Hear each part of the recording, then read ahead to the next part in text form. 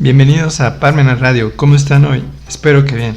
Los invito a unirse a nuestras redes sociales en Twitter, Facebook e Instagram, y en nuestro blog búscanos como Carlitos y los Impuestos. Vamos a empezar el programa de hoy. Razón de negocios. Antes de empezar el programa de hoy, me gustaría actualizar la cifra de fallecidos por COVID-19, que, de acuerdo a las autoridades, son 333,000 personas. En el mundo sigue el conflicto entre Rusia y Ucrania, en donde la constante es que Rusia quiere el territorio de Ucrania, pero este país sigue defendiéndose de esta invasión. Según Rusia quiere este territorio porque se iba a unir a la OTAN, y Rusia sentía que podía ser un peligro si esto sucediera, ya que podían ser invadidos en su territorio a corto o largo plazo. Vamos a empezar el tema de hoy. Razón de negocios. Las contribuciones son parte importante del Estado mexicano para su financiamiento, para su gasto público, tal como se determina en el artículo 31, fracción cuarta. Esa es la idea general del cobro de contribuciones, el gasto público del país. Y el gasto público no está definido, por lo que de forma discrecional se utiliza cada sexenio. Nosotros siempre sugerimos que ese gasto público sea conforme a derechos humanos y garantías que marca la primera parte de la Constitución. En teoría así debería de ser, es decir, el Estado debería ver por el bienestar de los ciudadanos. Una forma de comprobar si el Estado está utilizando el gasto público en mayor parte para los derechos humanos y garantías es por medio de una gráfica de pastel, es decir, ustedes pueden graficar el presupuesto de egresos y revisar dónde se utiliza en mayor parte las contribuciones de los ciudadanos. Con esta gráfica podrán verificar el gasto real, es decir, el gasto público que se utiliza para que se deba brindar los derechos humanos y garantías que se establecen en la primera parte de la Constitución. Ese es nuestro ideal. Pero, ¿por qué les cuento esta idea general de los impuestos? ¿Qué tiene que ver con el concepto de razón de negocios?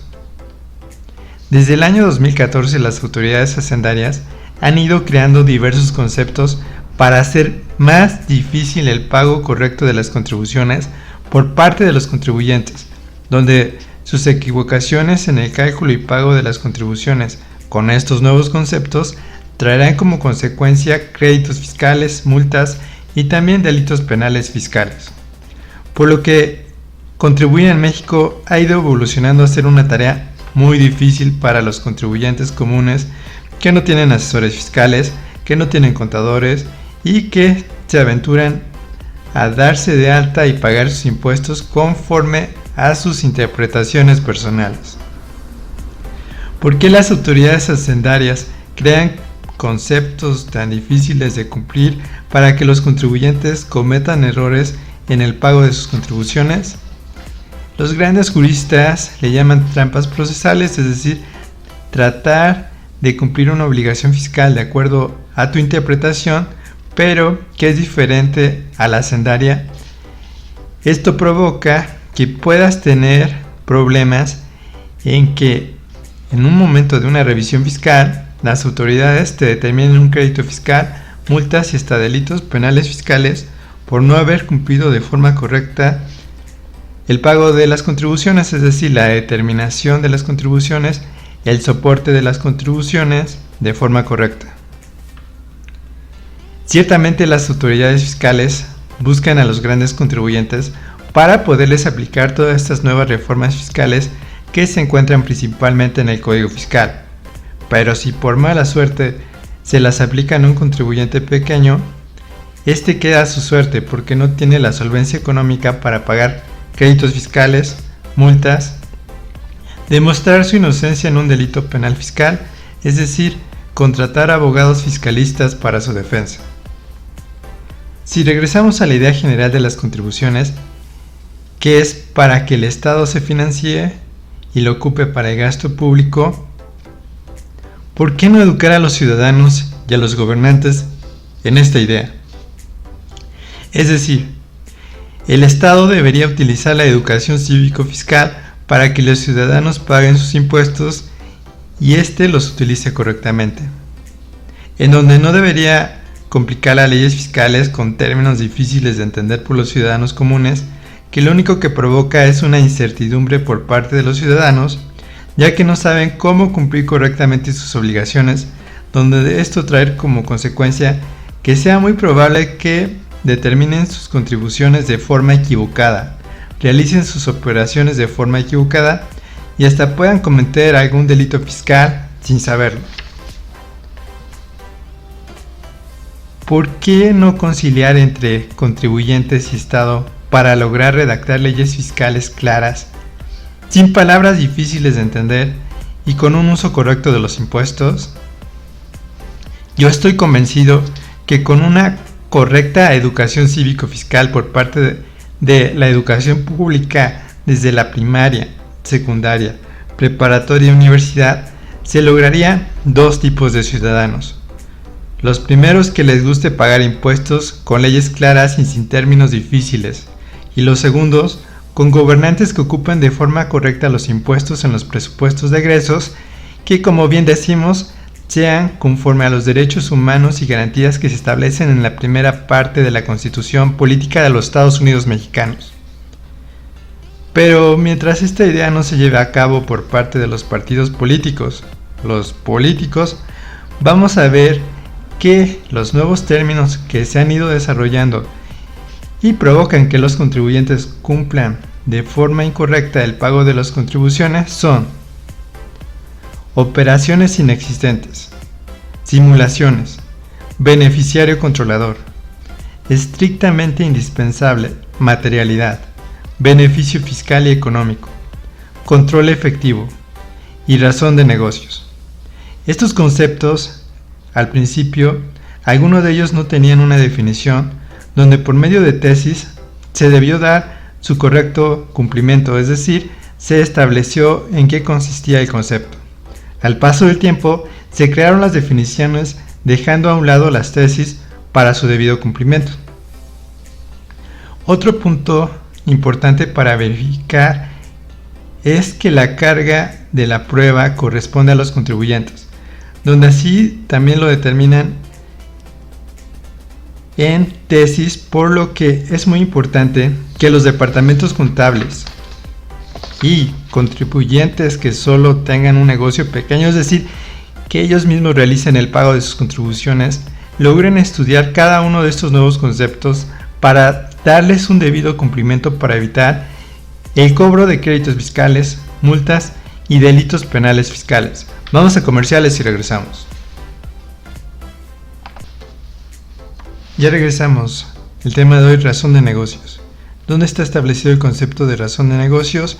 En el artículo 5A del Código Fiscal de la Federación, que establece los actos jurídicos que carezcan de una razón de negocios y que generen un beneficio fiscal directo o indirecto tendrán los efectos fiscales que correspondan a los que se habrían realizado para la obtención del beneficio económico razonablemente esperado por el contribuyente. En el ejercicio de sus facultades de comprobación, la autoridad fiscal podrá presumir que los actos jurídicos carecen de una razón de negocios con base en los hechos y circunstancias del contribuyente conocidos al amparo de dichas facultades, así como la valoración de los elementos, la información y documentación obtenidos durante las mismas. No obstante lo anterior, dicha autoridad fiscal no podrá desconocer para efectos fiscales los actos jurídicos referidos sin que antes se dé a conocer dicha situación en la última acta parcial, en el oficio de observaciones y en la resolución provisional. Antes de la emisión de la última acta parcial, del oficio de observaciones o de la resolución provisional, la autoridad fiscal deberá someter el caso a un órgano colegiado integrado por funcionarios de la Secretaría de Hacienda y Crédito Público y el Servicio de Administración Tributaria, y obtener una opinión favorable para la aplicación de este artículo de razón de negocios.